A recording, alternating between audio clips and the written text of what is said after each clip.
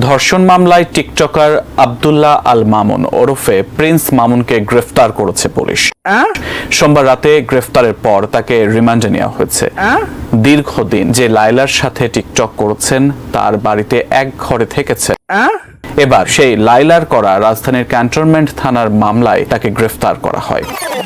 So hey guys, welcome back. তো বলো কি অবস্থা, কেমন আছো তোমরা? সো আজকের ভিডিও টপিক কি তোমরা তো জানোই, তোমাদেরকে তো আর আলাদা করে কিছু বলাই লাগবে না, চলো।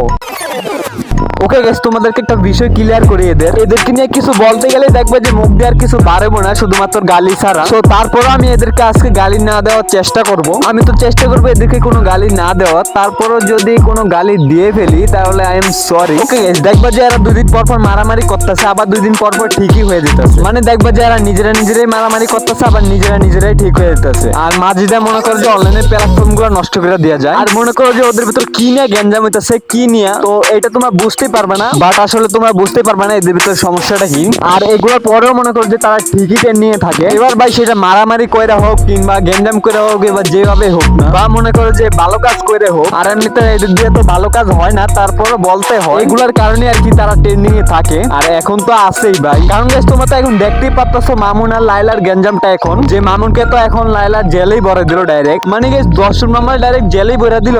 এই নি মা ছেলের প্রতি ভালোবাসা। সরি গাইস, আমি ভুল বলে ফেলছি। गजब बेइज्जती है।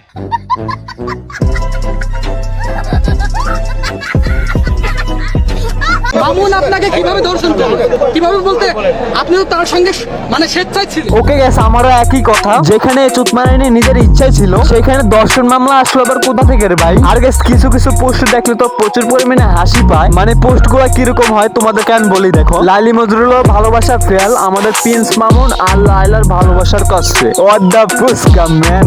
মানে গেছে এইসব পোস্ট দেখলে অনেক হাসি পায়। আর এমনিতে আমার থেকে মনে হয় যে সেই কথাটা ঠিকই বলছে, কারণ ভাই দেখো লাইলি মজরুল তো আর এগুলা করে নাই যে নিজের ছেলের বয়সে একটা ছেলের সাথে থাকা। আবার গেছে এরা নাকি বিয়েও করে নাই, বিয়েটা করে এক ঘরে থাকে কেমনে রে ভাই? এখন গেছে আমি তোমাদেরকে বলি, দেখো এদের ভিতরে যে ওইটা হয় নাই তোমরা কি জানো বা আমি কি জানি? এখন তাদের ভিতরে যে এগুলা হইলো বা নাই হইলো, তারপরে যে আমাদের বাংলাদেশের আইনটা কিরকম ভাই, যে ভাই আমাদের বাংলাদেশের আইন কিরকম যে এক ঘরে থাকতেছে একটা ছেলে আর একটা মেয়ে না বিয়ে করে, মানে তারা যে 3-4 বছর একসাথে থাকতেছে, এগুলা কি বাংলাদেশের আইনের লোক দেখে না? আর এই জায়গায় তো একটা সাধারণ মানুষ তো দেখতে যে কবে আসে আইনের লোক জেলে ভরে দিত। আর সাথে তো আরো কিছু আছেই, মানে এখানে একটা সাধারণ মানুষ থাকলেই বুঝতা তোমরা। আসলে গেছে আমি বুঝি না এদের ভিতর কিছু ফকির নি। এখন গেছে এদের কাছে যদি হাজার টাকাও থাকে, তারপরে আমার কাছে মনে হয় এরা আসলেই ফকির। আর যাদের কাছে বেশি টাকা পয়সা নাই, তাদের মধ্যে কিছু মানুষের চলাফেরা দেখলে বুঝবা যে তারা মনে হয় রাজপুত্র। মানে এদের যদি হাজার টাকাও থাকে, তারপরে এদেরকে বড় লোক বলা যায় না, এদেরকে ফকির নি বাসাটাই মানায়। তো যেটা বলতেছিলাম যে এমন কিছু মানুষ আছে যাদের কোনো টাকা পয়সা নাই, মানে যাদের কোনো বেশি টাকা পয়সা নাই, তাদের পারিবারিক শিক্ষা আর হইলো তাদের কথা বলার স্টাইল, তাদের চলাফেরা আর স্টাইল দেখলে বুঝবা যায় তারা মনে হয় লাখপতি। আর সত্যি কথা বলতে যে এদের পারিবারিক শিক্ষার অভাব। এখন গেছে এদের পারিবারিক শিক্ষার অভাব কেন তোমাদেরকে আমি বলি, দেখো মামুন তো মনে করো যে ছোটবেলা থেকে রাস্তাঘাটে মায়ের খাইতো আর হলো ভিডিও বানাইতো, মানে টিকটক আর লাইকিতে ভিডিও বানাইতো।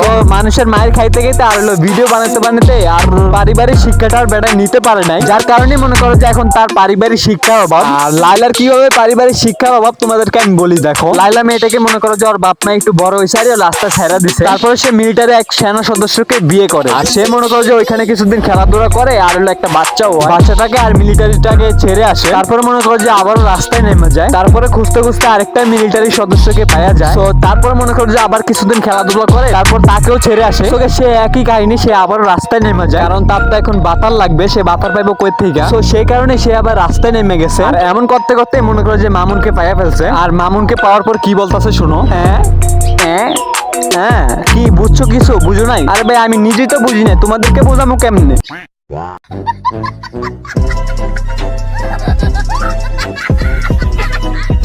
আগে সবশেষে একটাই কথা, লাইলার এটা কখনোই ঠিক হয় নাই মামুনকে ধর্ষণ মামলায় এইভাবে জেলে ভইরা দিল। কারণ ভাই তোমরা দেখো যেখানে লাইলা নিজ ইচ্ছায় থাকছে মামুনের সাথে, তো ভাই সেখানে এটা ধর্ষণ মামলা এটা কখনোই মানা যায় না। ওকে গাইস, আজকে ভিডিও এতটুকুই। ভালো লাগলে লাইক কমেন্ট শেয়ার করে দিও, এন্ড দেখা হচ্ছে নেক্সট ভিডিওতে। ততক্ষণ পর্যন্ত পেয়ারা ভালো থাকো, আল্লাহ হাফেজ।